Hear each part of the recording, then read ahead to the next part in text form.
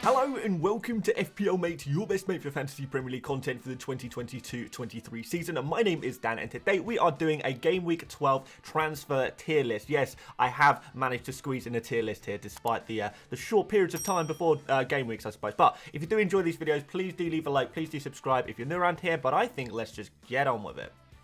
So on today's tier list, what we have here is the 20 most popular transfers in of the game week so far at time of recording, excluding all Man City and Arsenal players. So there are actually a few Arsenal players, a few Man City players that are still really popular transfers in for some reason. But I know you guys don't need me to tell you that they're all just avoids. And anyone saying, well, you know, maybe I'll bring in Foden just for forward planning. What kind of a situation are you in Game Week 12 where you have enough players playing already where you can start frolicking transfers away on Phil Foden's? I don't get it. But anyway, guys, let's get on with this. So starting with the 20th most popular transfer in, excluding Man City and Arsenal, which is Rashford. Let's get him on this tier list.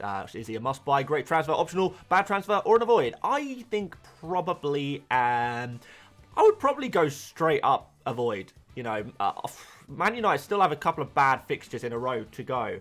Rashford, I know he's not like been 100% fit, but I still feel like he's a little bit rotation prone. There's a few players that can come in his place at this point. There seems to be a lot of those Manchester United attackers starting to get reintegrated into the team. There's going to be rotation there. I'm not totally convinced that Rashford is going to be getting a lot of game time, particularly now that he's probably not going to be playing any game time in the forward position, which means he's pretty much limited to left wing if he gets game time there, or nothing, which is kind of difficult. Let's move on to Robertson. I'm going to try and go a little bit quicker today because I need to get on and record the next video, which is my team selection video for later. But let's put Robertson in. I think he's probably optional. I think he's a pretty decent transfer, to be fair. West Ham up next, and then we have got Nottingham Forest after that. So there are some good fixtures coming up for Liverpool. The only reason I wouldn't put Robertson or, you know, any Liverpool defender higher than this really is probably because I'm still not 100% convinced by Liverpool clean sheets, no matter who they play. I think it could happen. This could be the kickstart they needed, but the one clean sheet against Man City, it's not quite enough to convince me yet. Obviously, it's a fantastic result for Liverpool, but I need a little bit more convincing. So I think he's optional. I think he could be a pretty decent transfer to go for. But is he a great transfer? Is he a must-buy? I don't think he's quite at that level. Castagna, I'm going to put down in bad transfer. I know people are going to be hyped up on the Leicester defenders right now, but, well, hyped up on Castagna because seemingly he's had 3 clean sheets in a row. He was actually substituted off early in game week 10, I believe it was. He was substituted off early and then Leicester conceded after that. So he kind of got a little bit fortunate to get a clean sheet. But basically, with Castagna, I know you're looking at him because of his points. If you kind of negate the fact that he did get a phantom clean sheet because he got substituted off luckily early, then I would actually look at James Justin instead. Slightly cheaper. I think he's a better player. I think he's more nailed on as well. We probably might see a little bit of rotation in game week 12 just because it's a midweek game. So I do think that Castagna, still a bad transfer. I would rather go for James Justin. There seems to be no point in going Castagna if you can go for James Justin instead. So yeah, puts him in bad transfer. Plus, are we convinced by Leicester's defence yet? I have to say, I am getting there. I am getting more, but they seem to be really improving defensively, but maybe that's something to do with the fixtures. Ben Chilwell, I'm also going to put in optional. I'm going to put him slightly behind Robertson just because I am a little bit worried about rotation still with Chilwell. I'm sorry, I just am. We've got Cucurella there. We've got other defenders. Koulibaly, Thiago Silva's going to play some games. Azpilicueta's going to play some games. Yes, Chilwell played last game, but, you know, that was a game where there were some big defenders on the bench. You never know what's going to happen. You never know what Graham Potter is actually going to stick with in terms of a formation. Is he going to stick with a 5 at the back? Is he going to go to a 4 at the back? If it's 4 at the back, you know, it's probably going to be Cucurella playing at left back rather than Chilwell. So that's the difficulty there. And plus, because it's a midweek fixture, when these fixtures are building up, we are going to start seeing the Potter lottery in full effect. Potter poker, whatever you want to call it. Graham Potter is turning into a bit of a naughty boy who needs a bit of disciplining by us FPL managers because he is trolling us a little bit. And I think Chilwell has that potential to be part of that. But at the same time, when he does play, fantastic FPL option. So optional wouldn't be top of my transfer priority list. Anthony, I'm going to put slightly higher than Rashford. because I think he's far more nailed on. But I still don't really like the fixtures. I would wait a couple more game weeks before going for someone like Anthony. The underlying stats are okay, but he is overperforming as well. I don't really like the transfer, but he's still better than Rashford, I guess. Fabian Schär, I think, it's a weird kind of optional because it really depends on your situation. If you've already got Nick Pope, if you've already got Trippier, do you really want to double up on the Newcastle defense? I feel like this defender is actually the cheapest, I believe, the cheapest defender on this tier list. And I know a lot of you guys are looking for cheap defenders. Other than Castagna, Schär is the cheapest defender on this list.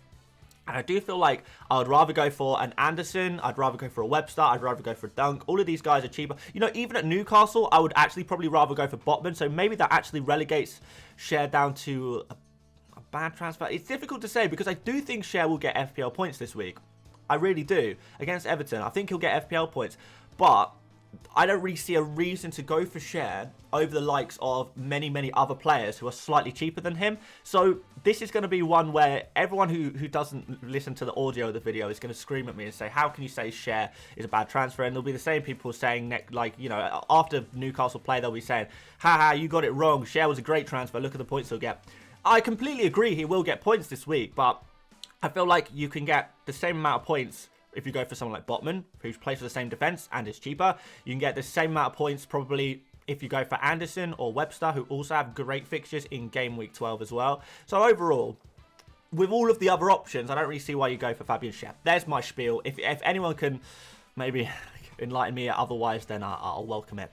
Solanke, I like him. Southampton up next. I think it's a good transfer. He's been doing really well recently. And Bournemouth, I've been doing really well as well. I'm fully... You know, a few game weeks ago, before, I was fully like, I'm not sure if I'm ready to go for Solanke.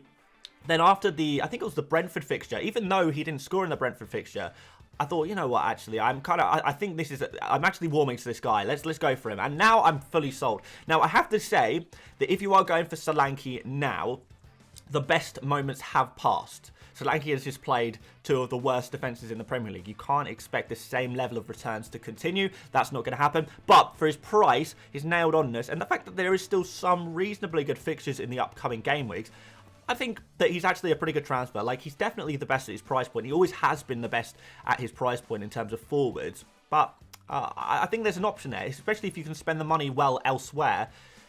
Why not downgrade one of your forwards to Solanke? I kind of like it. Perisic, I don't like it.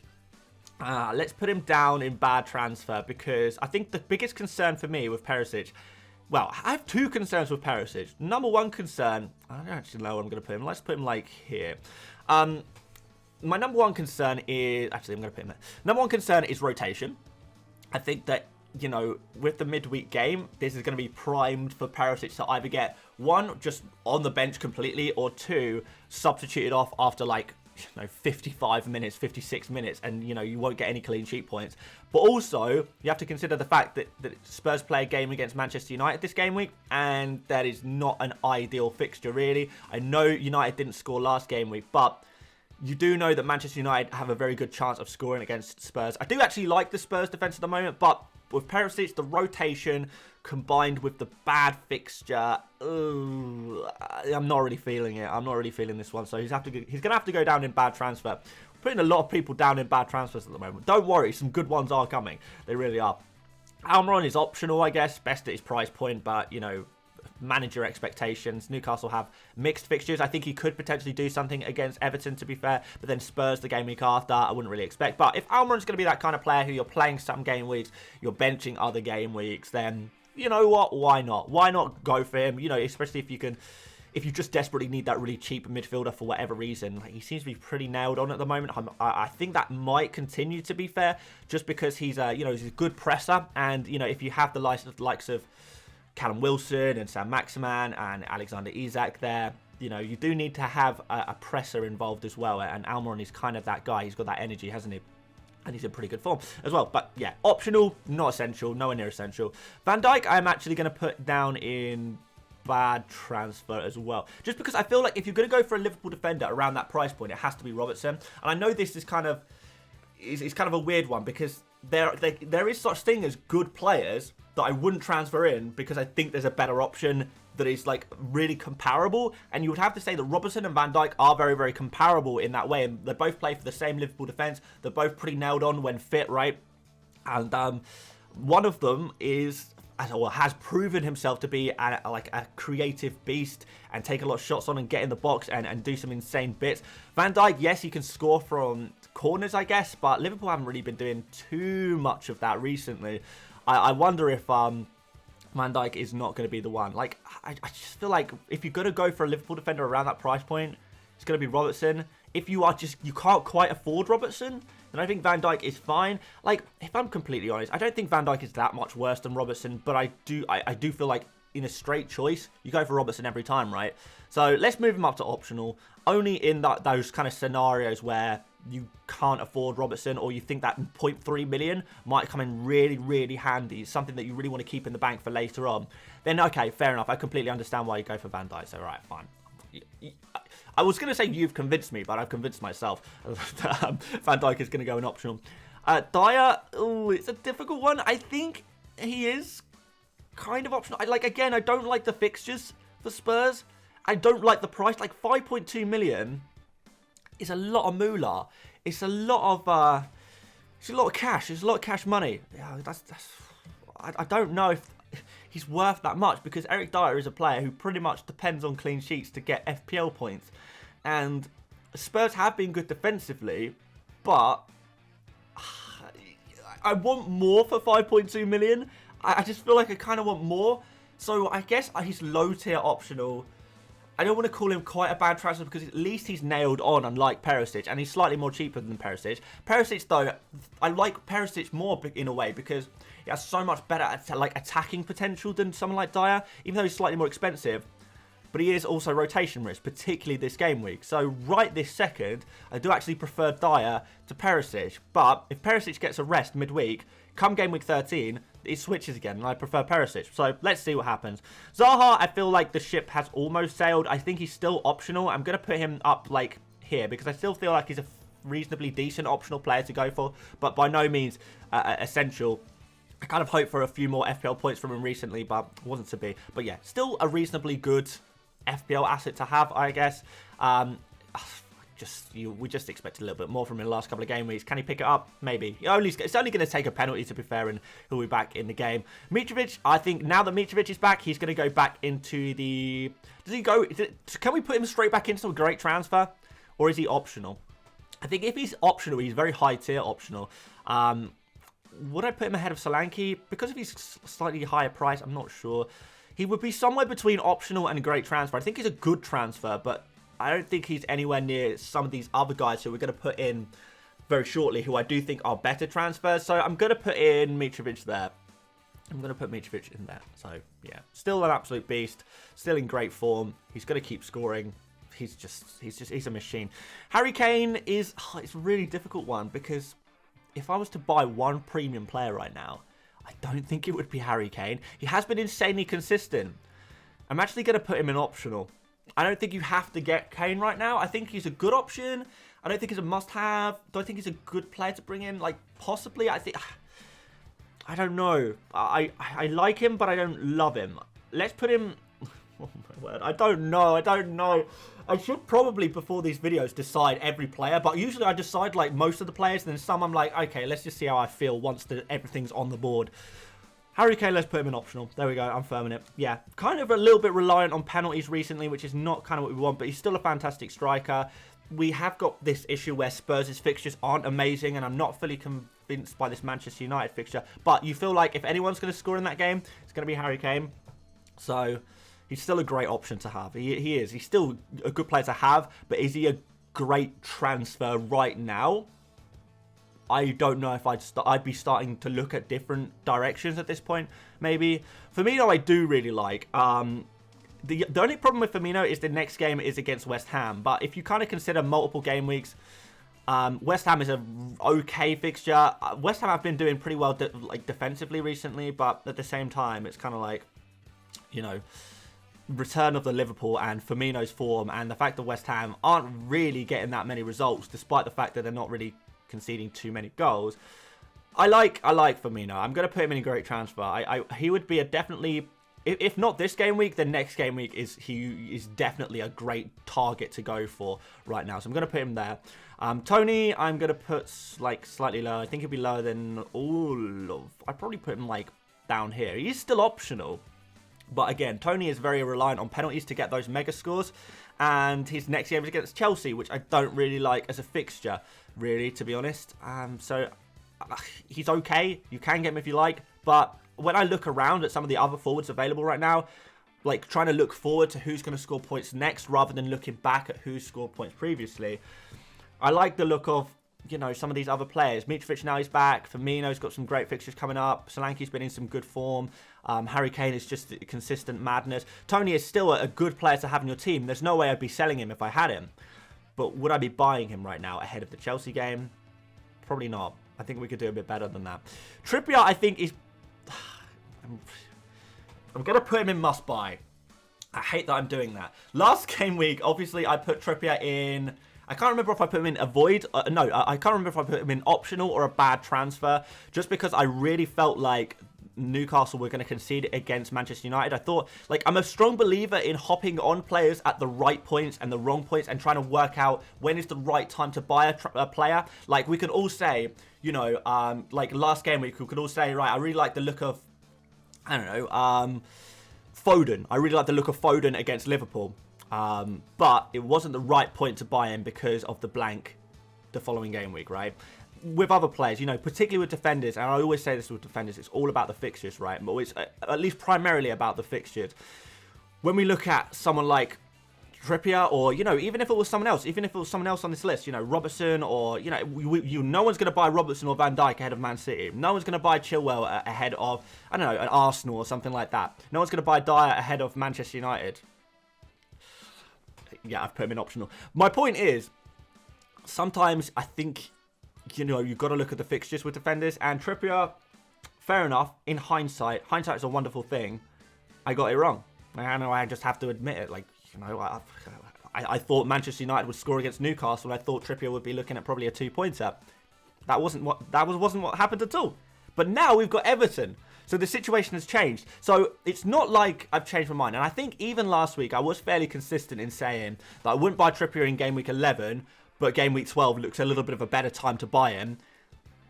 So I've not really changed my mind, but I know how this looks, basically. So yeah, get those comments in and I'll take the L's that you guys would like to give me. But yeah, Trippier, I think it is coming up to a must-buy. Like, especially after the Spurs fixture in Game Week 13, it's pretty much plain sailing up until the World Cup break. So I like him. I think, you know, it's difficult to say that he's a bad pick. He's a great pick. Trossard, I also feel like is like maybe even a must-buy. He's certainly a great transfer. I think he is one of the #1 targets. Shall we put him in must-buy? Should we put him in great transfer? Ooh, I feel like must-buy is like reserved for very special players only. So I'm going to try and respect the sanctity of must-buy. And I'm going to put Trossard in there. A great transfer.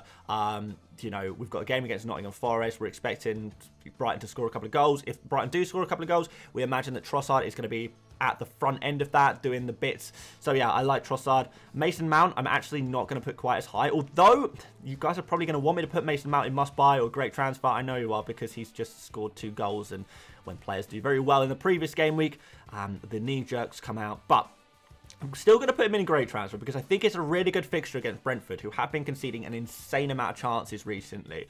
And Mason Mount I do quite like, but in that Aston Villa game, he was basically, like, I don't want to say gifted his goals, but, you know, he's not going to be able to do that every week, and that's kind of proven by his underlying stats. Mason Mount's underlying numbers, like his expected goals and his expected assists, they're actually pretty low. They're significantly, you know, they're like 1/3 of what Trossard is producing right now. And I know you can probably say Mason Mount is a better player, but is he 3 times better finishing than Trossard? Is he 3 times better, you know, assisting or passing than Trossard?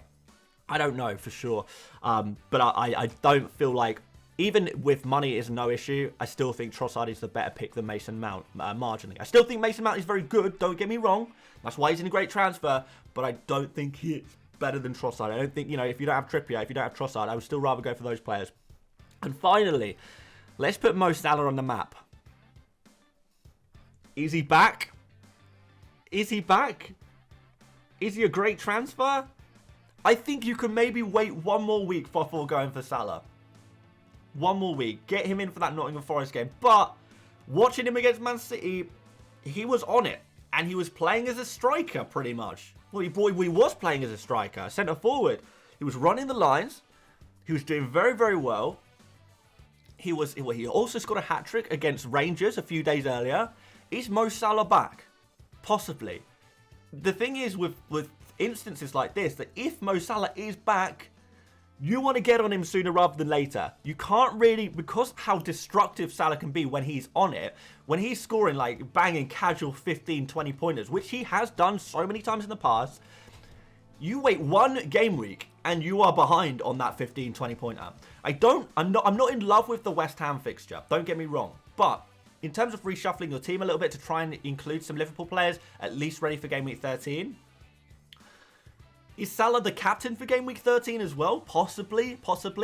Maybe. I don't know. Maybe you're just going to captain Haaland every game week, to be fair. But Salah, captain option for this game week against West Ham. I think if Salah is back, he could go mad. He really could go mad. He is definitely, like, I know, like, I don't necessarily think that Salah is much better than Kane for this game week to just have. But in terms of using your transfers and trying to move to the next big thing, I would be more inclined to go for Salah as your premium than Kane. If you have De Bruyne right now, De Bruyne to Salah seems so obvious to me as a transfer move. Like, so obvious. So we're going to put Salah in a great transfer. There we go. I'm even going to put him higher than Mason Mount. Right, there we go. I said I wasn't going to do... I said I was not going to make this video too long, but I am a liar. I'm sorry. I'm sorry it was. But there we go. There's the tier list. Complete. Done. Looking good, I think. Let me know what you think about it. But I think that looks pretty good. I think. Right, that is the end of the video, guys. If you did enjoy what you saw today, please do leave a like. It really does help out the channel so much, and I massively appreciate all you guys who like every single videos. You guys are the real goats, I'm telling you. Please do subscribe if you're new around here as well. We've got plenty more content before the Tuesday deadline. I've got to release my team selection video later on today, so I'll be hard at work this afternoon trying to get that out for this evening. It might be a pretty late one then. And then we'll have, obviously, the deadline stream tomorrow. I can't believe there's another deadline already. Kind of looking forward to it. But there we go, guys. Thank you so much for watching. See you on the next one, and I'll see you later, mates. Bye-bye.